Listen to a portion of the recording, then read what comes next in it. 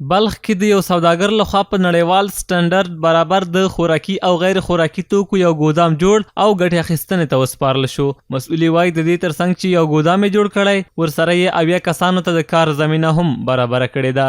در حدود اینجا در حدود قبلا ما خدایی محدود زمین ما 10,000 تن مال جایگزین میشد، چون که حال نرم و استاندارد تغییر کرده. در حدود 3,000 تن اینجا ظرفیت داره و همه چیز الحمدلله از لحاظ حفظ الصحه ازی و از لحاظ مسافه و چیزای ازی کلش در نظر گرفته. یک در دنیا همینطور همچو از امی چیزا استفاده میشه که به خاطر رطوبت و چیزا بر ازی نرسه. کلش ما معیار و چیزی که جهان است و امروز الحمدلله خواهش دولت امارت اسلامی افغانستان از تاجر ملی ما از شخصایی که در اینجا به در سرمایه گذاری کردن دارن، ما کوشش کردیم که پیشگامتر باشیم. لبل لوري د بلخ ولایت د سوداګرۍ خونې مسؤلین دغه ګام ستایي او وایي چې د دې ولایت ټول سوداګر د خپل سوداګریزو مالونو د ساتلو لپاره ورته ساتنځایونه جوړ کړي تر څو له نړیوالو معیارونو سره برابر شي.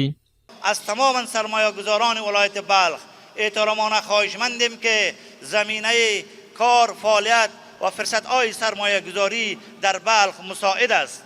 همه می توانند که در راستای ساختمان، ساختار انگارها، فابریکات و سایر فعالیت‌های تجارتی گام‌های مؤثر را بردارند. په دې مراسمو کې د بلخ ولایت د خوړو او درملو ریاست مسؤلین وویل چې دغه ګودام ارزونه یې کړې او هغه اصول او مقررات چې دوی سوداګرو ته د ساتنځایونو د جوړېدو لپاره ټاکلي په پام کې نیول شوي دي.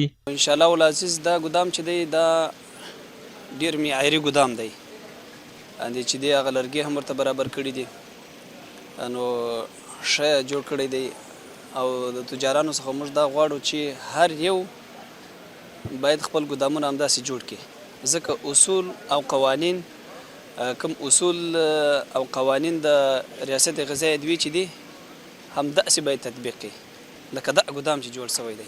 دغه معیاري ساتنځای په داسې وخت کې ګټې اخیستنې ته سپارل کیږي چې موده وړاندې په بلخ ولایت کې د خوړو او درملو ریاست د ارزونې ټیمونو لخوا ګڼ شمېر غیر معیاري ګودامونه مهرلاک او بې کیفیت او تاریخ تیرې خوراکي او غیر خوراکي توکي یې لومړی قرنطین او تر معاینې وروسته وسوځول شول. زیار الکوزی، امید راډیو، بلخ، حیرتان.